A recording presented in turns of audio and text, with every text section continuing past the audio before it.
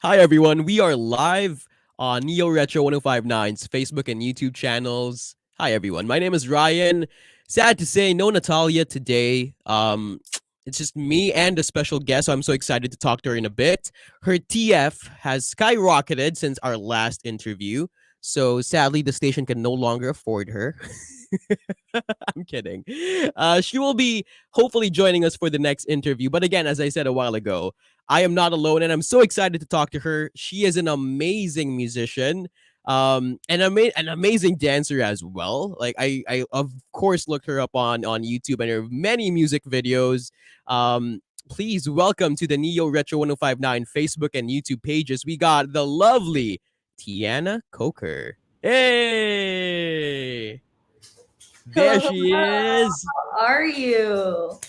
live from LA, if I'm not mistaken, right? Yes, that is right. I am in North Hollywood. Sunny LA. Is it sunny? It Really? is. It actually is very sunny. I think it was like 100 or something today, and next week, because I'm going to Palm Springs, it's like I think it's like gonna hit 111. So I think I don't know what that is in Celsius, but it's hot. It's really hot. That's probably like nearly 40 Did degrees. you say that you're moving to Palm Springs? No, I'm not moving. I'm just going. I'm just Going. Got yeah.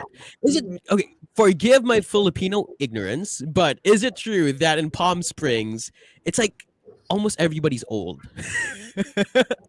So, like, A lot of people do go there to retire. right. Actually, I'm heading there to film some videos. Ooh. Is this going to be for an upcoming project? Mm-hmm.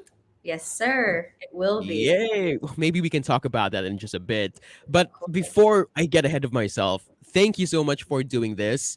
Of Thank you course. so much for spending time with us. Right. Tiana Coker, everybody. Check her out on Instagram. She also has a lot of songs that you guys can check out either on YouTube or Spotify. On Instagram, she is at Tiana Coker. Um, the first thing I always ask people when they join us either on Facebook or YouTube or the podcast is how are you? Just because of the whole COVID-19 situation, the world has changed so much. So, Tiana, how are you? I'm honestly in a really good place right now, in terms of my personal life and in terms of just how I am in my career. I just wrapped writing camp, and so I was able to finish 14 songs in like 10 days. And now we're just getting ready to mix and master everything and make visuals for the songs that we want visuals to. So there's a lot to look forward to in my career, and hopefully, maybe before the year ends, hopefully I can do one or two shows, but we don't know yet because of this whole Delta variant. But honestly, I'm in a really good spot. So thank you for asking. Did you say 14 songs in 10 Mhm. days? Yeah. How is that like what's your song creation process like? Honestly, and I'm going to be completely honest, it was very possible because I was heartbroken. Aw, man. But Yeah. I think that is a prerequisite for a lot of artists, or for all artists, really. Like, are you really a singer-songwriter if you've never had your heart broken, right? Exactly.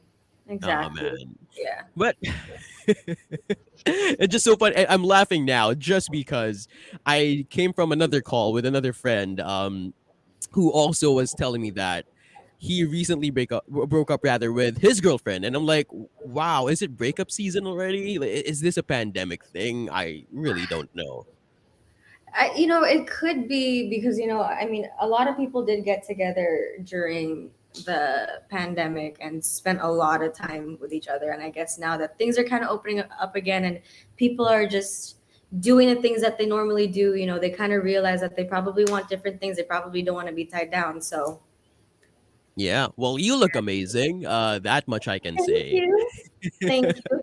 I mean, I love wearing oversized shirts. So, I thrifted this. I love thrifting. So, Man, yeah. you look amazing. Thank Uh, you. Before we talk about or get carried away with talking about heartbreak and relationships, because I feel like I got a lot to say about that. Let's talk about you as a musician, just because that is what you are known for predominantly. Um, but also here, at least for our audience, like our target market and all that, a lot of our listeners might not be familiar with your work just because we play mostly like the hits of the 70s and 80s. Right. And you are an upcoming singer-songwriter. Mhm. um I want to know the story behind you becoming a musician first. Like let's introduce who Tiana Kocher is. So how did you start as Yeah. a musician? I mean, I grew up singing. I was very fortunate to have really done a lot as a kid. My parents, chucked me into different things growing up. Dance classes, acting workshops. I even played violin, flute, all that. And I played a lot of sports growing up, but music was probably the one thing that was like pretty consistent and that I kind of stuck to. Hmm. And my grandma was also she's also a classical opera singer. So I, kind of grew up like looking at that, like seeing that and seeing what she does and being very amazed by it. And my dad loves jazz music, soul. He even likes rock and country, and he would always have music playing, like Sinatra and stuff like that. And my mom loves music too, so it was always there. It was always like kind of like consistent in my life.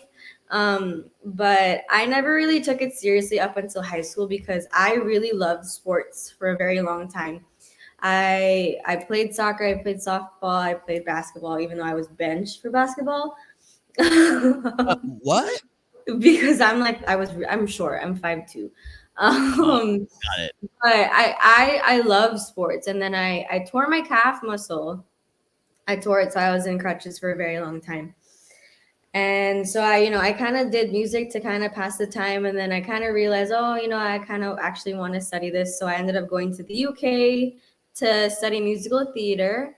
Hmm. Um, and I thought that was gonna be my end all be all. Like I thought I was gonna stay in the UK, audition in the West End, and like live there because at the time I also I had a boyfriend who was now an ex living in the UK. So I thought that that was gonna be it. I had no intentions on coming to LA, actually none. Hmm. Until my mom posted a video of me singing on Facebook, and then a producer saw it and was like, "She needs to come to LA." And then that's literally how it happened.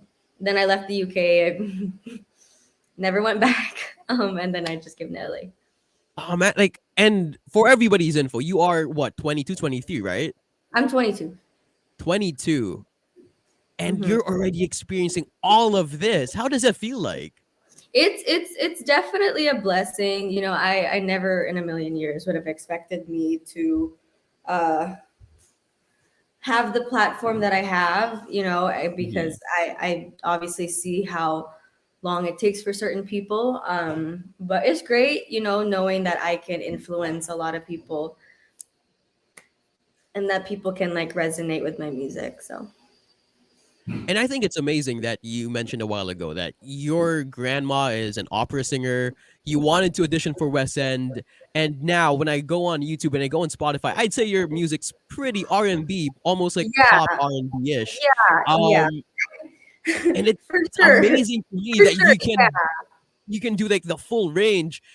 So from being interested in, let's say, auditioning for West End plays, right? How did you end up becoming an R&B artist, basically, or like the form of art that you're doing right now? yeah. I mean, I've always loved kind of I've loved R&B. I've always loved R&B. But I kind of like consider like my life or like me in musical theater as kind of like an alter ego because I literally Mhm. have to change my voice. You train your voice a certain way in musical theater and you obviously are acting a certain way and you're dancing a certain way. Right. So that's I wouldn't say that that's truly who I am as an artist, but Hmm. it's something that I can tap into. Like I can switch in my brain, say someone hands me a monologue or is like, hey, like gives me sheet music and I have to sing it, for like an audition or something like that. Yeah, yeah. Yeah. Is this something that surprises people when you meet them? Or is this something that's common amongst artists these days? Because I feel like, at least for the ones Honestly, that I know. Yeah, sorry, go on. no, I was gonna say honestly, I think a lot of people don't know that about me. Got it. Yeah, no, because like here in the People think Philippines, I I think act. I think a lot of musicians these days either learned from YouTube or picked up an instrument and then started being amazing at what they do. But True. not a lot of them, I think, are classically trained like yourself. So I think that's such a wonderful Yeah. talent to have, Yeah, I skill. mean, I wouldn't say that there's really like a right way to do things because some people can learn really well on their own and some people can thrive in like a class setting. But I wanted to have the training to back up what I do Yeah, just so like I have it on my resume. Like I feel like it's just always good. And just being in like an environment like that and like having classmates and having to work with your classmates gives you like another certain level of professionalism before you actually go into like the real world, I guess you could say. Like I think the yeah. training was definitely worth it because I was definitely prepared in terms of like what to expect in the industry, punctuality, how you're supposed to look, how you're supposed to talk to people above you, things like that. And I think just hearing you talk about it and to have the cognizance that comes with being a part of the industry, I think Right. it's just so wonderful to hear Right. from a young artist. You're not necessarily going to learn punctuality from a YouTube video. You know what I'm saying? And you're not really Yeah, going to learn communication skills from a YouTube video. Like that actually comes from being in an environment, like having to wake up at 7 a.m. every day, doing homework, having to meet different directors and stuff like that. So yeah. definitely. Hmm. Let's do a 180 here. So from you moving out of the UK to now producing your own music in America, um, I want to go back to when you first started writing, like your very first song. Uh-huh. Can you, if you can still take us back there, like what was the song like? If you can still remember, and what was the process like back then for you? So the first song that I ever wrote has actually never been released. Ooh, The first song I ever wrote, I think I was like 15, 16, and that's like somewhere in my laptop somewhere. But what I love about writing is that you're literally able to tell your story and like eventually definitely. someone can resonate with it. For Yeah. sure, for sure. And are you one of those people that, for example, when you're writing a song, or creating a song rather, do you start with the lyrics first, or do you start with the beat, or do you start with the instrumentals? Like, what's the process looking like for you? Normally I get sent a beat from a producer because I don't know how to produce. Like I'm honestly awful Mhm. at it. And so I get sent a beat and then I listen to it a few times. And then after I kind of like have like a structure, it's like, okay, so obviously this part's the hook and then this part's the verse, this part's the bridge, all that. I start like recording melodies and I literally sing gibberish. Like I'm literally singing like words that make no sense. I just want to hear a melody. And then once Right. I have the melody for the song, then I'll replace the melody with words. Interesting. Yeah, it's And I it's think, kind of backwards. It's kind of backwards because I yeah, know a lot of people write first and then make a melody from what they wrote, but I yeah. I prefer the melody first before. Yeah. Yeah, no, and I think it goes back to what you said that there is really no one correct way when it comes to Totally. music or 100%. entertainment, right? Mhm. No right I or mean, wrong. yeah, like some people would write lyrics first, some people would make Mhm, the melody first. mhm, And both methods work. mhm. Another thing that is beautiful about technology, aside from me being connected to you, is that we're actually being broadcasted right now again on Facebook and on YouTube on Neo Retro 1059's pages. And the whole reason why we're doing this is because it's part of our campaign called hashtag We Are the One, where this campaign is all about bringing people together, empowering them, creating a sense of community. That being said, how important is community for you? Oh my gosh. It's very important for me. Especially being in LA, being away from family, like immediate family, like my Mhm. siblings and my mom, my dad, my cousins, all that, and the people that I'm really closest to. I kind of created like my little family away from home here, because a lot of Mhm. my friends My closest friends here also moved from like different parts of the world and different parts of the country, to all pursue a dream. So, we all have that little community that, we can uplift each other and be there for each other during hard times because, obviously, like for the past year and a half, there hasn't really been much going on in terms of the entertainment industry. So a lot of my Hmm. friends like lost jobs, had to go on unemployment. A lot of them were like, yeah, it was really rough for a lot of people. So, having a community is definitely one of the most important things. Especially during these trying times. You are right, and I completely Exactly. agree with you. Another thing that a lot of people experience amidst the pandemic is having to live alone. And I've experienced this, like being alone, and you have a lot of friends online, but you don't really know if you can talk to anybody, like what's going through your head. All of this to say, or rather, all of this for me to ask: Are you living alone? Have you ever experienced that? I actually live alone.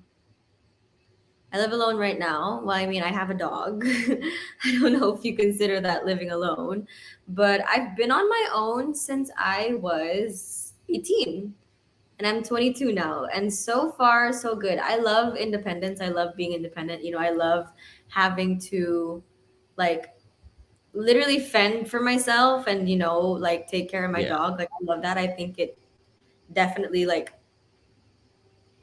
helps you grow as a person. So, definitely. yeah. Have you ever experienced that though? When because you are living alone and you're having difficulty reaching out to people, or does that come natural to you in a sense? Because I feel like amidst the pandemic, a lot of us felt that like not being sure who to talk to, who I can confide in, and if you've ever experienced, like, what advice could you give to people Yeah, experiencing okay. I get that. I definitely gained a lot of friends, but I also lost a lot of friends like during the pandemic just because a lot of people's true colors came out during the pandemic.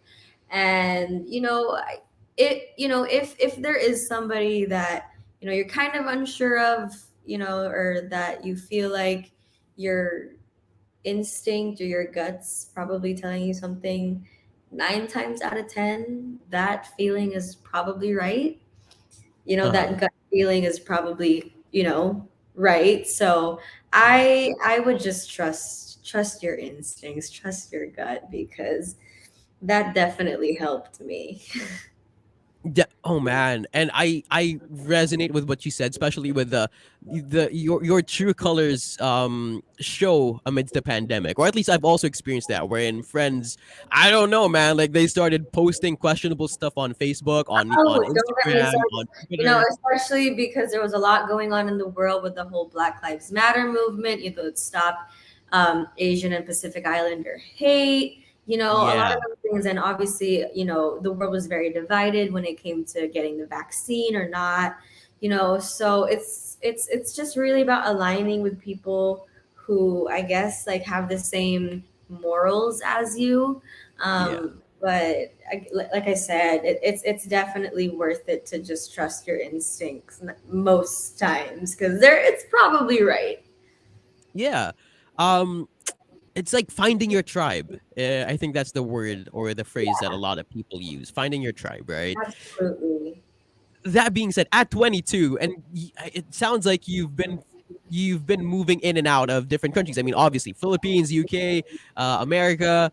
How do you make sure that you find your tribe? Like, for anybody out there who's also kind of like living the life that Tiana is living, when you don't necessarily stay put in one community, how do you make sure that you always know who you are and like the people you connect to?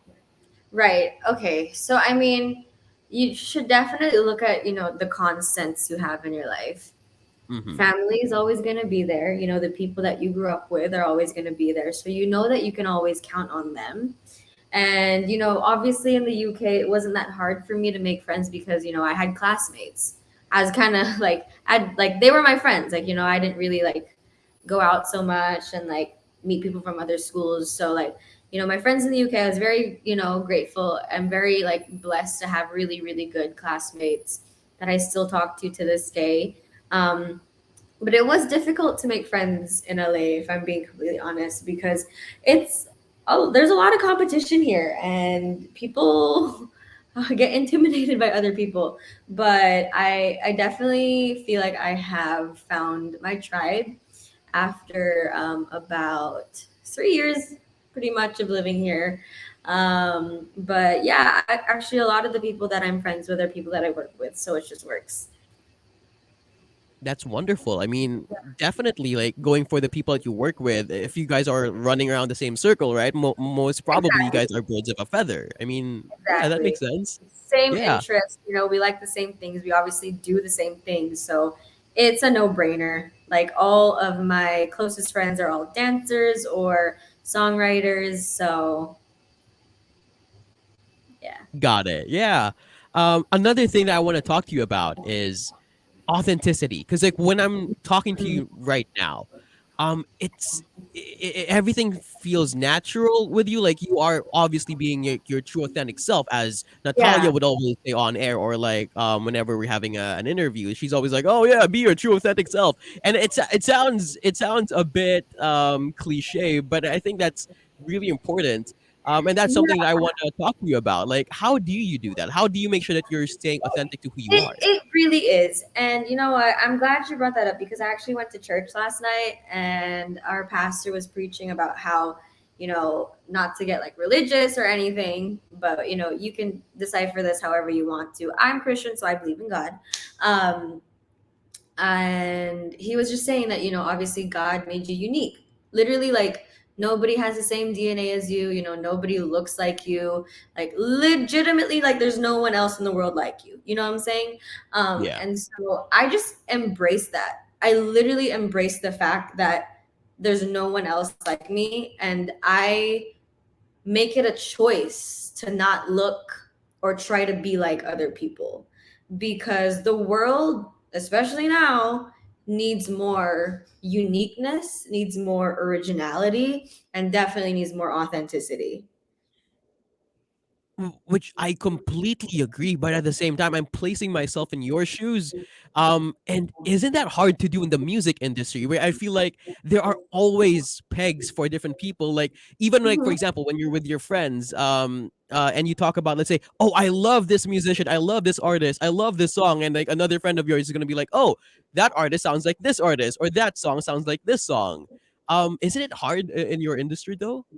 It is, and I'll tell you why. It's because everybody works for the same producers and the same songwriters, which is why a lot of the times the songs sound the same. So, in order for you to still differentiate yourself, Hmm. you yourself, and like what you present, like music videos, like visuals, like photo shoots, like just you as the person should should be as original as you can be. Got it. Hmm. And I feel like this is also a good jump off point to one of the things that I've always wondered about the music industry outside of the Philippines is how much control do you actually have when it comes to your content? Because here locally, yeah, I'm sure there are like restrictions depending on your manager, depending on your label and all that. But I want to know like how much control do you actually have? I have full control because I'm fully independent. I'm not signed to a label. I don't have anybody dictating my career. I have a manager, but we work very well together, and he knows what I want, and I know what he wants, and he sees where I can be, and so all he does is just Got it. give me an extra push, gives me the resources to do this, that, and the other, but I have full control over my artistry, my career, what I want to write about, what I want my songs to sound like, what I want my visuals to look like. I have full control over that. Because had I not, and had I been signed to a label, I would not look like this. I would probably be in a full face of makeup. I would probably have my hair done. I probably wouldn't be in a couch. I probably would have the best lighting. You know what I'm saying? But Yeah. and it's not that I don't put in effort. I just want people to know that it's okay to look like this. People are going to listen to your music regardless. If it's good, if you're making good music, it's okay. You don't have to look prim and proper all the time. I don't wear makeup on a daily basis. I literally don't even own makeup. Like, I had to go to Sephora to buy something today cuz I don't wear makeup. Like, and like my hair, I put it in a bun cuz it looked awful down. So, and this shirt was probably $5. Like, it's You're just okay to keeping it not be real. Yeah. that. It's literally okay because at the end of the day, people, honestly, if people care about how much money you have, then there's something wrong with that. Yeah. All what should matter I is agree. the music you make and the impact you're making into this world.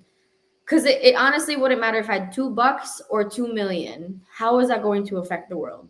Like, genuinely, So yeah, Got it's it. And dude, I'm just amazed again by the cognizance that you have. Like that in of itself is like a mic drop moment. Let's end the live stream now. Thank you so much. I'm kidding. No, dude, but like the wisdom that comes out of you, man, is just amazing, really. And to think that you are 22 is just like, whoa. I mean, I was never that eloquent. I was never that cognizant when I was 22. Not that I'm like super old now, but like looking back and I'm like, what was I doing at 22? a lot of life experience that goes into this. And I have a very, my family, they definitely keep me very centered. I have get very good Mhm. friends around me, and my faith helps.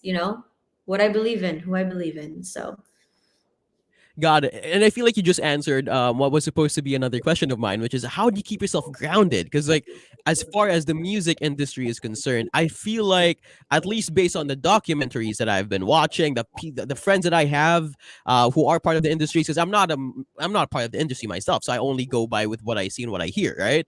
mhm. That's something that's so difficult to do as well because you got people who will tell you this like yeah dude, you deserve better, you deserve this, you deserve that, but and then you also have people who will bring you down. But so I feel like it's hard to keep yourself centered when you are a part of such a competitive industry. And I don't mean to badmouth the whole music industry. I'm not saying that it's completely No, bad. I'm just saying that there are you can pressures that come with it. honestly, like, you can. A lot of independent artists, because I'm friends with a lot of independent artists, and Uh-huh. we're all kind of in the same boat as to how it sucks that all that matters now is having a following.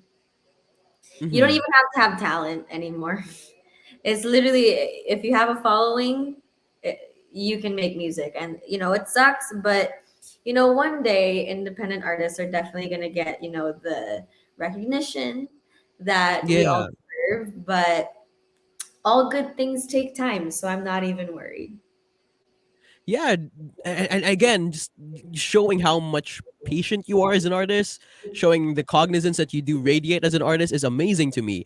While we're talking about this, I remember going on Twitter where there was this TikTok video of a local rapper in the US complaining how, not really complaining, but showing facts how he got more downloads than, let's say, Nicki Minaj. But like there was this thing with Apple Music that featured labeled artists under specific labels more so than the independent artists who are doing better in terms of downloads, in terms of reach and all that.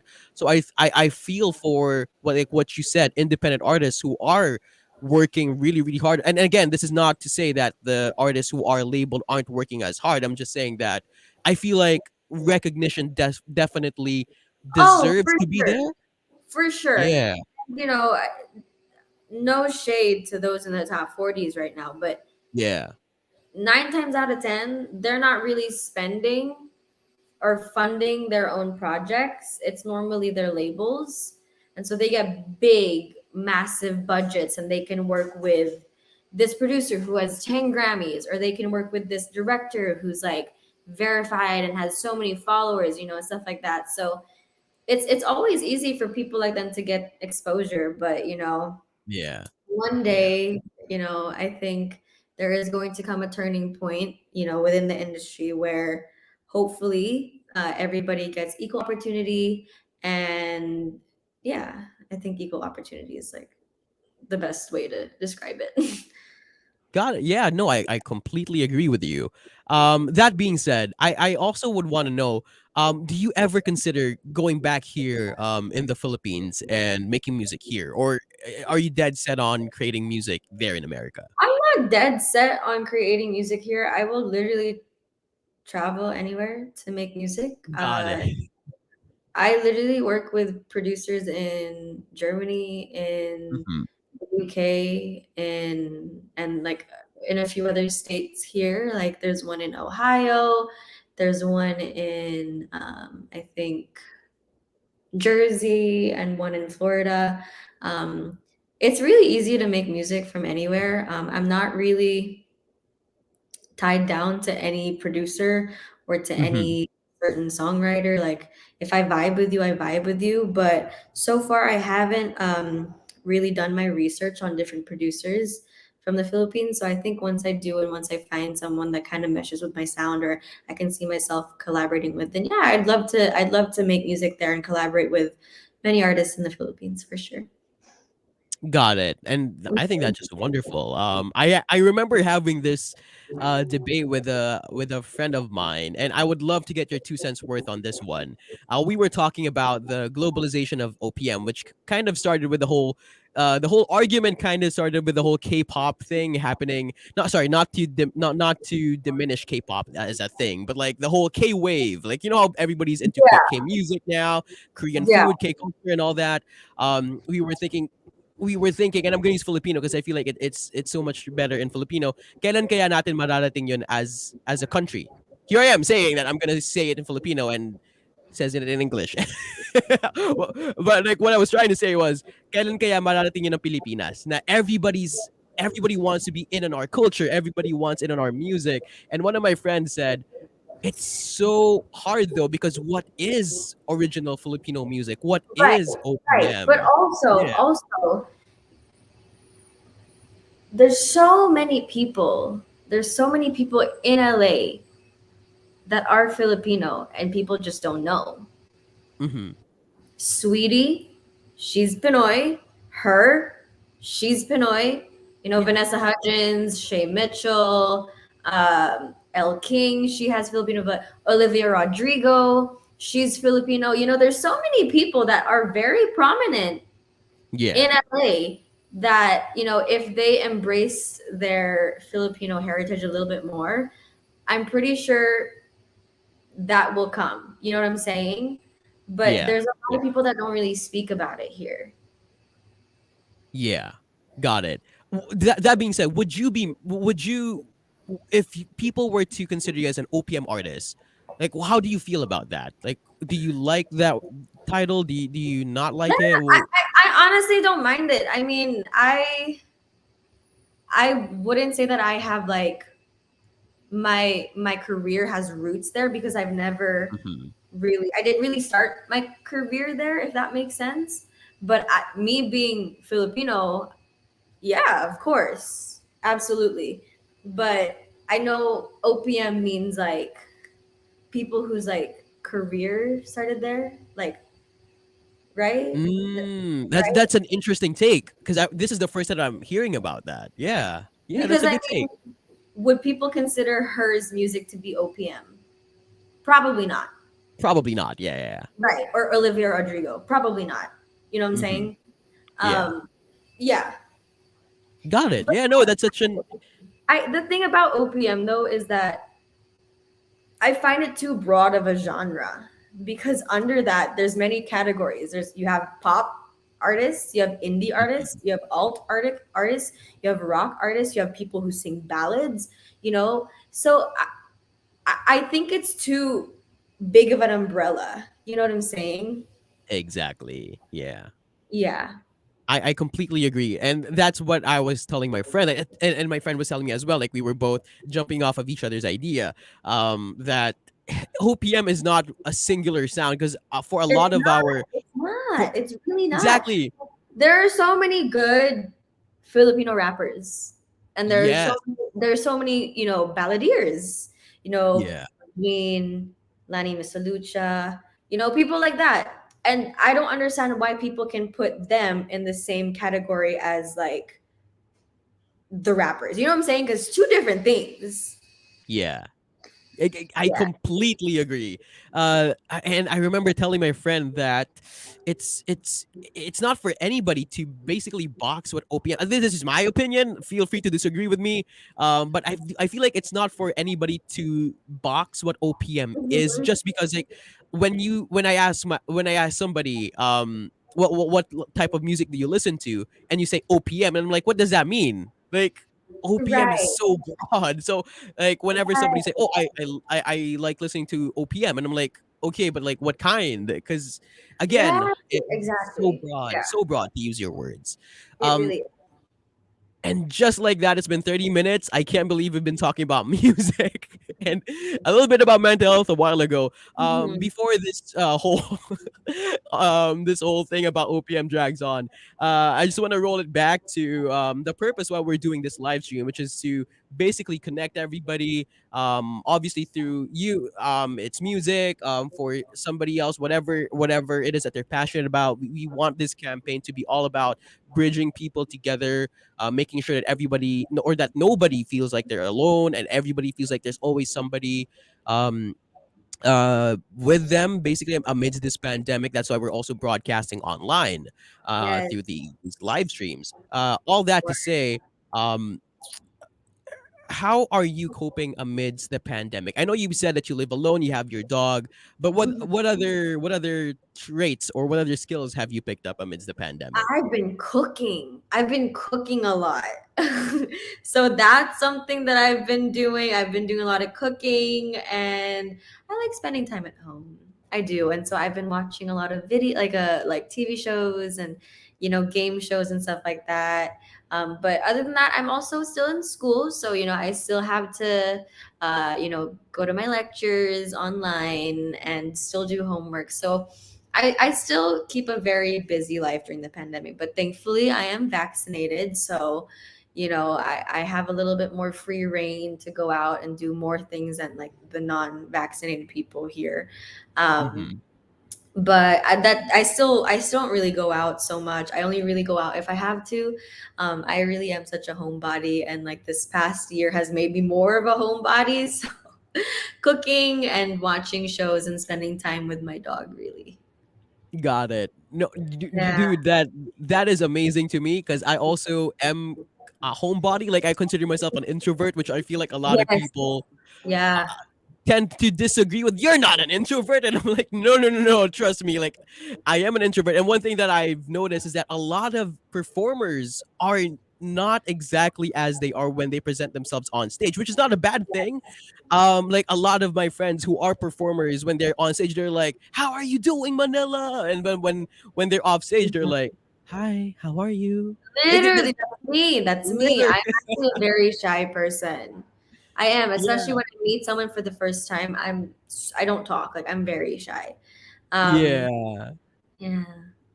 Oh man, like I want to go back to what you said a while ago, which is you started cooking. Is this a new skill that you've picked up, or did you try cooking before and you're just like reigniting your love for cooking? I've always kind of known the basics because my sister and my mom both love to cook, so I just absorbed a lot from them. And I like watching MasterChef and Hell's Kitchen and stuff like that.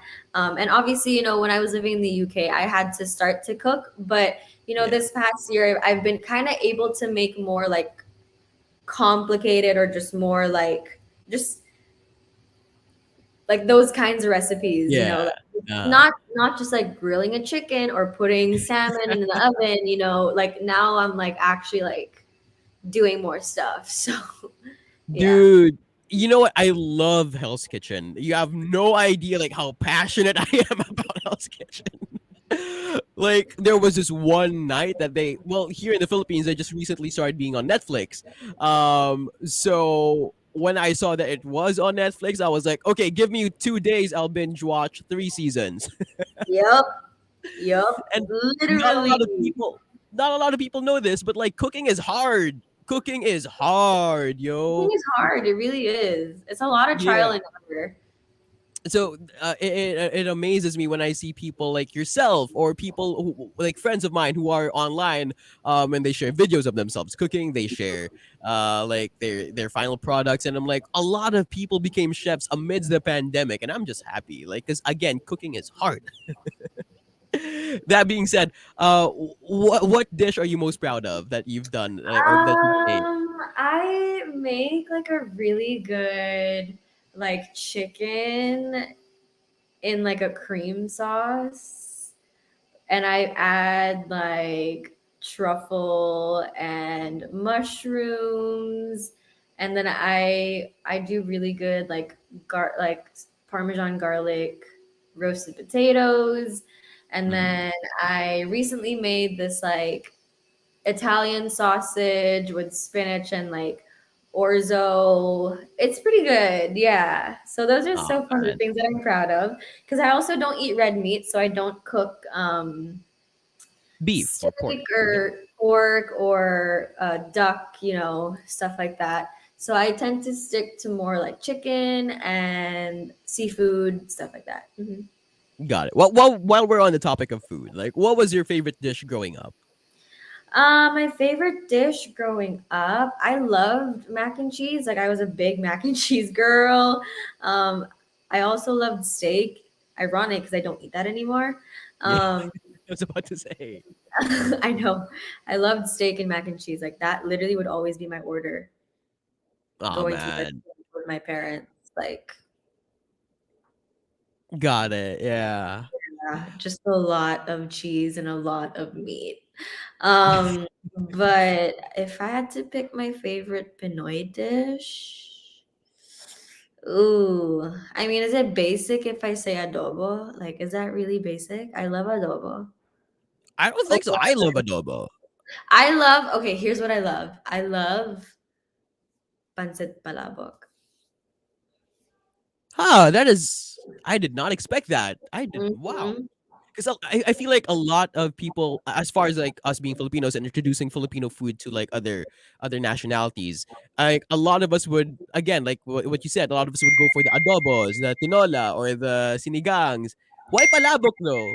I actually, you know what? I want to like sinigang, but it's really not my favorite. Like I prefer like a nilaga or a bulalo, but obviously that was when I used to eat red meat. Yeah, But yeah, I like adobo. I like pancit palabok. I love like inihaw na pusit, like yeah. stuff like that. Or whenever we go to the beach, we always like end the trip with like a boodle fight. So, Ah, stuff like that, yeah. like one and just like a bunch of different fish and stuff like that. So yeah. Man, thank you so much for spending so much of your energy and time with us. It's already been 40 minutes. And as we wind down on this interview, of course, I want to go back to talking about your music because a little bird by the name of Natalia told me that you will be releasing new music soon and that you're working on new music, right? I will, yeah. So in the next month or so, actually in the next 3 weeks, Uh we're huh. filming we're filming 3 videos in 3 weeks. 3 videos. How do you do that? And you said you're a student, right? Oh man, like I cannot Yeah. understand how crazy your schedule is. It's gonna get crazy. So I'm looking forward to it. I really am. Mhm. Obviously, it's been so long since I last shot a video, about 2 years, and it's been a year and a half since I last made music. So I'm really excited for everybody to listen to what I've kind of been up to and like what I've been through the past year because I write from experience. Yeah. So everything that I put out is literally, quite frankly, like a story.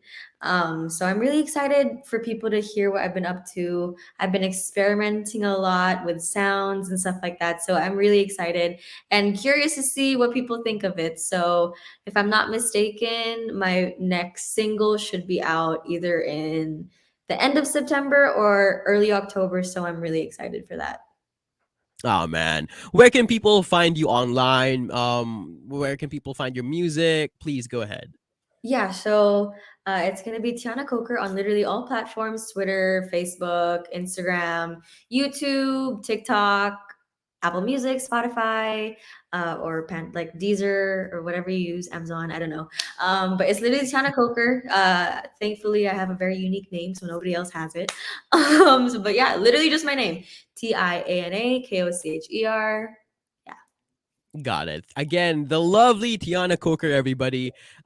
Before we end this live stream, let's end this with a question that again I always ask people, if people could remember or associate just one word from this interview, or if people could, I guess, sum you up in one word, if that's even possible, Tiana, for you, because you're a multi hyphenate. That's basically what you are. You're like, you do a lot of things, and you're extremely good at all of those things. If Thank people could you. associate one word, for your entire being, what word would you want them to associate you One with? word. I wonder what Natalia would think, but maybe if there was one word to describe me, I think I would say warm. Warm. Got it. And Yeah. dude, like all throughout this interview, you've been nothing but warm and accommodating. So again, from the Neo Retro 1059 family, thank you so much for gracing us with your presence and your energy. Thank you for And having me. that has been another live stream here on Neo Retro 1059's Facebook and YouTube channels. Thank you so much for joining us, everyone. See you on the next stream. Bye.